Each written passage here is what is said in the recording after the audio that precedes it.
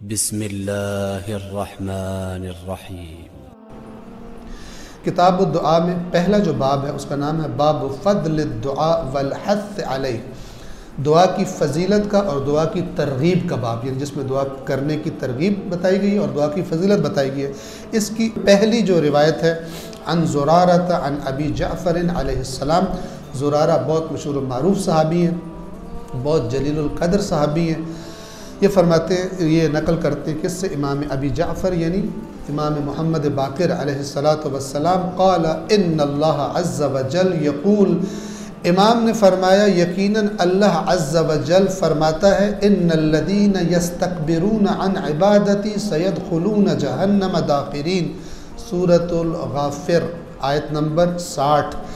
یقیناً جو لوگ میری عبادت سے تکبر کرتے ہیں، میری عبادت کے مقابلے میں اکڑ جاتے ہیں، نہیں کرتے، سیدخلون جہنم داخرین، بہت جلد ذلیل ہو کے جہنم میں داخل ہوں گے۔ یہ داخرین یعنی گھٹنوں کے بال، مثلا سر جھکائے ہوئے، ذلت کی کیفیت بتائی جا رہی ہے، جن کو میری عبادت سے اکڑ ہوتی ہے۔ یہاں پر عبادت سے کیا مراد ہے یہ امپورٹنٹ، یہ آیت پوری نہیں ہے، اس سے پہلا آیت کا حصہ کا سٹارٹ کہاں سے ہوتی ہے؟ وَقَالَ رَبُّكُمُ ادْعُونِي أَسْتَجِبْ لَكُمْ، اور تمہارے رب نے کہا ہے، فرمایا ہے، ادعونی، مجھے پکارو۔ یہ ادعونی دعا ہے، مجھ سے دعا مانگو، استجب لکم، میں استجابت کروں گا۔ ابھی اسی سورہ بقرہ میں پہلے گزرا تھا، وَإِذَا سَأَلَكَ عِبَادِي عَنِّي فَإِنِّي قَرِيبٌ أُجِيبُ دَعْوَةَ الدَّاعِ إِذَا دَعَانِ۔ اے رسول، جب میرے بندے میرے بارے میں آپ سے سوال کریں تو میں یقیناً قریب ہوں، یعنی آپ یہ جواب دیں، اللہ تمہارے بہت قریب ہے، دور تو سمجھو ہی نہ اس کو۔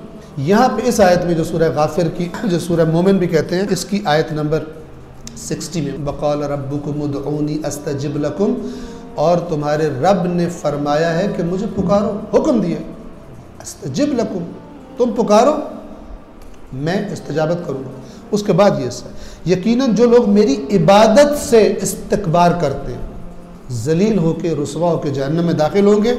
قال، آیت کی تلاوت فرما کے امام نے فرمایا وَالدُّعَا، یہ عبادت جس کے نہ کرنے سے لوگ جہنم میں جائیں گے ذلیل ہو کر، وہ دعا ہے۔ اب دیکھیے، وَأَفْضَلُ الْعِبَادَةِ الدُّعَا، بہترین عبادت خود دعا ہے۔ قُلْتُ، زرارہ کہتے ہیں میں نے آیت پڑھی ان ابراہیم لَأَوَّاهٌ حلیم، کہ یقیناً ابراہیم اواہ اور حلیم تھے۔ حلیم یعنی برداشت کرنے والے، بردبار تھے، یعنی میں نے اواہ کا گویا معنی پوچھا اس آیت میں، سورہ توبہ کی آیت نمبر 114۔ قال، امام نے جواب میں فرمایا الاواہ هو الدعاء، اواہ یعنی بہت زیادہ دعائیں مانگنے والے، بہت زیادہ دعائیں مانگنے والے۔ اس باب کی 7ویں حدیث، یہ امام قال ابو عبداللہ علیہ السلام، ابو عبداللہ روایت میں جب آتا ہے، جب بھی آپ حدیث کہیں پڑھ رہے ہو وہاں ابو عبداللہ لکھا ہو تو یاد رکھیے کون ہوتا ہے، کون مراد ہوتا ہے؟ امام جعفر صادق علیہ السلام۔ امام فرماتے ہیں یہ اس باب کی 7ویں حدیث ہے، الدعاء هو العبادت، دعا عبادت ہے، دعا هو العبادت، یہ عبادت ہے۔ کون سی عبادت؟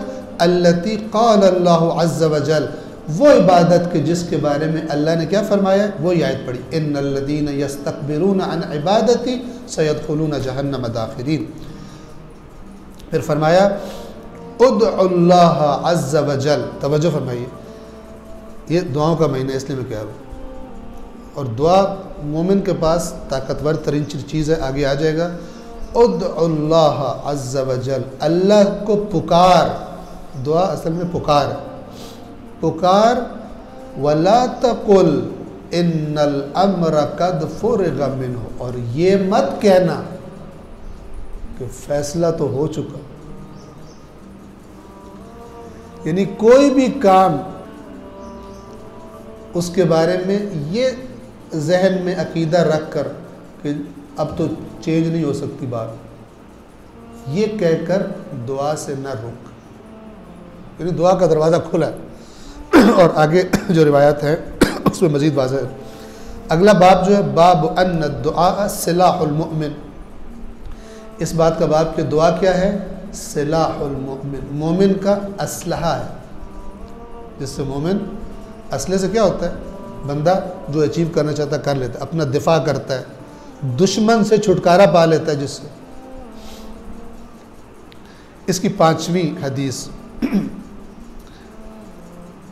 عن الرضا علیہ السلام، امام رضا علیہ السلام انہو کان یقول لاصحابہ، کہ امام رضا علیہ السلام اپنے اصحاب سے فرمایا کرتے تھے۔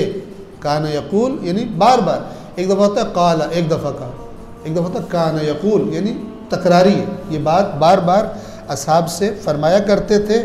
کیا کہتے تھے؟ علیکم بسلاح الانبیاء،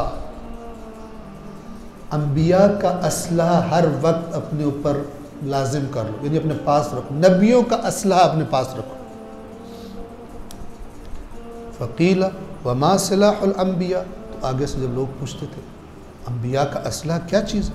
قال الدعاء، فرماتے تھے کہ دعا، یعنی دعا کرنا یہ وہ اسلحہ ہے جس کے ذریعے انبیاء اپنے کام کروایا کرتے تھے۔ اب اس سے یہ مراد نہیں ہے کہ انبیاء کچھ نہیں کرتے تھے، وہ واضح ہے، جو ان کے ذمے ہے یہ یاد رکھیے، دعا ایک حصہ ہے، کچھ چیزیں بندے کے ذمے ہیں، جو بندے کی طاقت میں ہے وہ کر لے، اور جو اس کی طاقت میں نہیں ہے اس کے لیے دعا ہے۔ البتہ جو بندے نے کرنا اس کی توفیق کے لیے بھی دعا ہے، ٹھیک، لیکن دعا یہ نہیں ہے کہ بندہ خود کچھ بھی نہ کرے اور کہے میرے پاس نبیوں کا اسلحہ ہے میں تو یہ کر دوں۔ وہ نبیوں نے بھی جہاد کی ہیں، نبیوں نے بھی سختیاں اٹھائی ہیں، سفر کیے ہیں، ساتھ ان کی دعائیں بھی ہوتی تھیں۔